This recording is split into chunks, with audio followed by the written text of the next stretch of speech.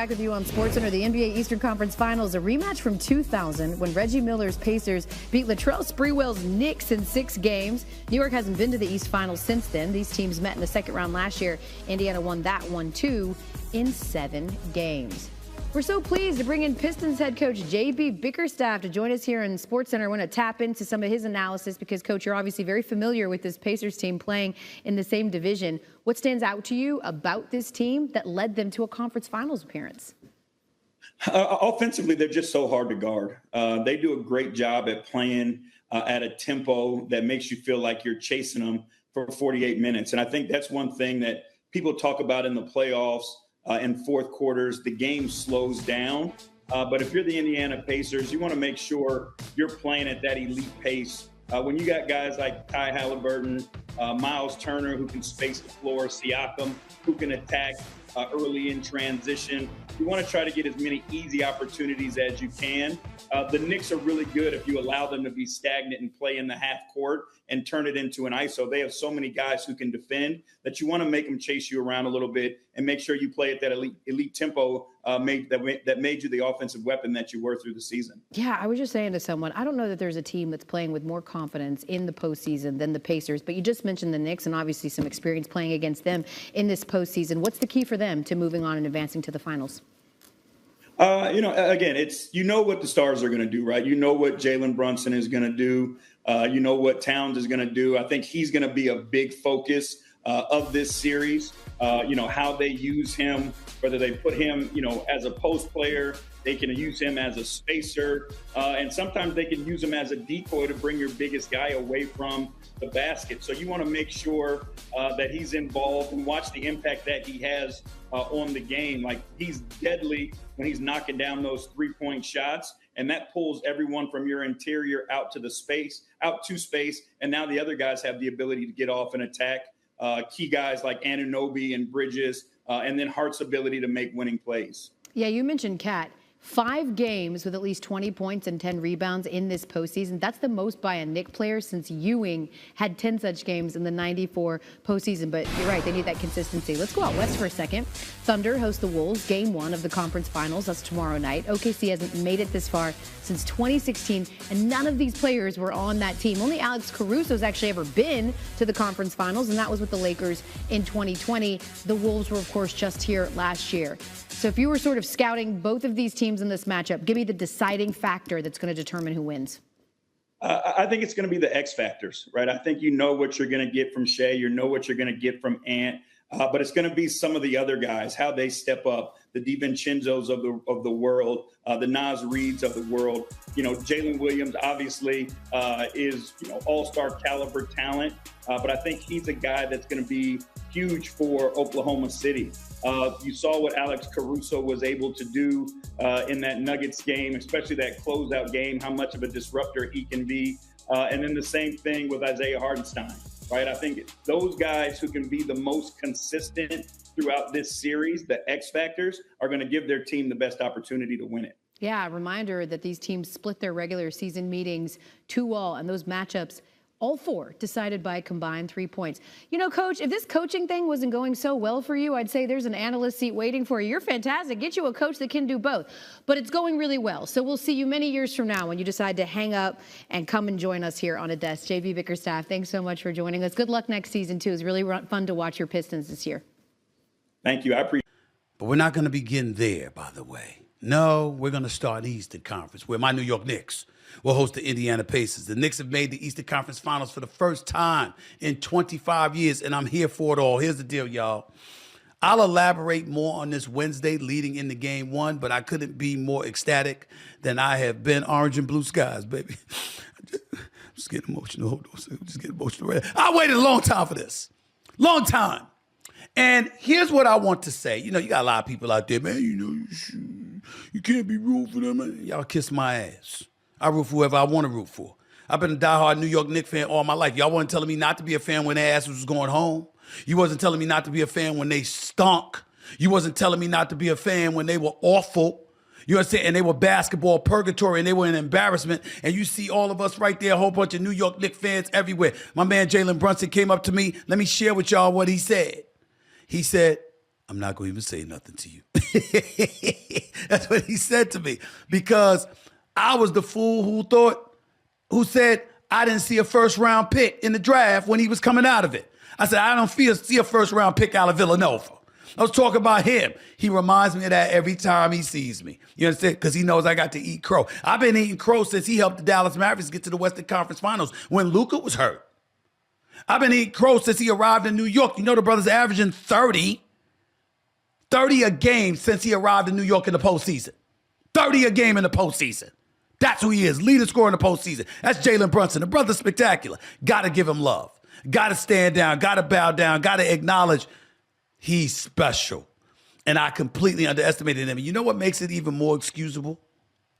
His daddy, Rick Brunson, had told me the brother was going to be special, but I didn't listen. Because Rick Brunson and I go back years. I covered Rick Brunson when he was playing at Temple. That's how far back we go. And he told me his son Jalen was going to be special. And he's right. He's right. I have to stand down and concede this brother's son special. I'll get into that matchup between him and Tyrese Halliburton later on, Wednesday, to be specific. The only other thing that I want to add is this. I could be wrong in a lot of people's eyes by saying this. I don't think that I am. Not that it's on anybody's mind. But I've gotten to a point where I'd like to see Tyrese Halliburton's dad back in the stands. I don't want him on the court. I don't want him taunting players. He was certainly misbehaving. What he did with Giannis was inexcusable. And he's been, he apologized. He showed contrition. All of us make mistakes. All of us are better than our worst moments, one would like to believe. I wouldn't mind seeing his dad back in the stands while Halliburton is doing what he's been doing. He deserved to be banned from the games, even though it appears mutually agreed upon and all that. But he deserves it. He deserves the criticism he received. What he doesn't deserve is a lifetime conviction, which I know he's not getting. But I don't think he deserves even this entire playoff exclusion, because you don't know whether his son's going to be back or not. So I'm just saying that. All of us, he was wrong, but that doesn't deprive us of having a heart and saying, okay, let the man come see his son. Let me transition to the Western Conference. I'll talk about the Knicks and Pacers again. Game 1 is Wednesday, so I'll be back on the air before the game. But I want to transition to the Western Conference. As mentioned, Oklahoma City Thunder, led by presumptive MVP Shai Gilgeous-Alexander, will host the Minnesota Timberwolves, led by Anthony Edwards. This is a pick'em series to me. If Minnesota is hitting perimeter shots, Minnesota should win this series. I just find it hard to believe they're going to be able to do that consistently, considering how elite Oklahoma City's defense is. Did you see that defense Alex Caruso was playing on Jokic on Sunday afternoon? Did you see Shai Gilgeous-Alexander defending against Aaron Gordon? Did you see Lou Dort defending against everybody? Did you see Hartenstein and Chet Holmgren doing their thing? Oklahoma City's got a bunch of piranhas on defense. Naz Reid is touch and go. Sometimes he's giving you perimeter shots, sometimes he's not. Jaden McDaniels, sometimes he's giving you perimeter shots, sometimes he's not.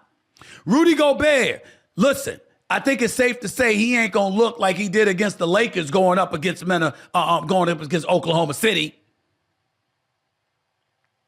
Which means, in all likelihood, it probably comes down to Ant-Man versus Shai Gilgeous-Alexander. It comes down to an ability to coach. I'm not ignoring Jalen Williams. That brother showed up in Game 7. 3 previous games, he was awful, but he played like I know he can play in Game 7. In Game 7. And I believe that man, if he shows up, Oklahoma City goes to the finals. If he struggles and Ant-Man rises to the occasion, which he can, Minnesota's going to win the series. My hope is Minnesota in 7, because I want them against the New York Knicks. This is a pick'em series. Leaning towards Minnesota in 7. By the way, before I go to break, last quick comment. A lot of people think I've been hard on Sam Presti. head of basketball operations for the Oklahoma City Thunder, who's been there since 2007, who's been running the operations for 17 plus years and has never won an NBA championship. I'm not backtracking 1 inch from what I have said about that man. You know why? Because people are ignoring what I've truly said. I know he's great. I know he's unfireable.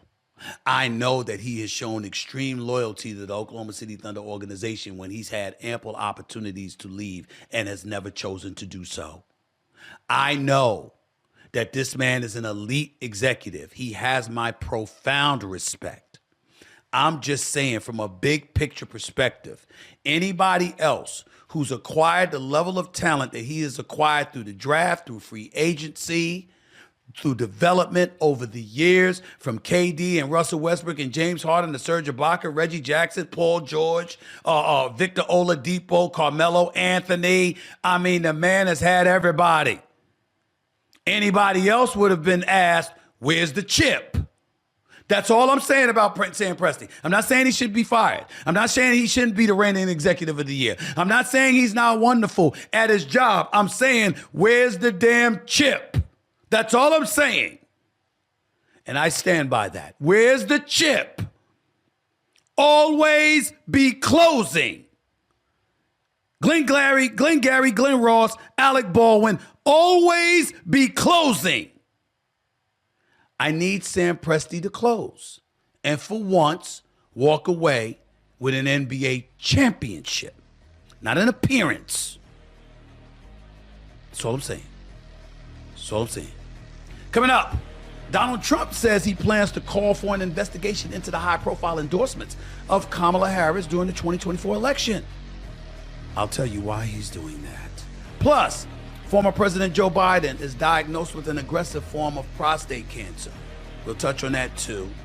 And of course, I'll make sure to touch on Patrick Bet-David and his podcasting crew. They had a lot of things to say about your boy. I'm not going to be quiet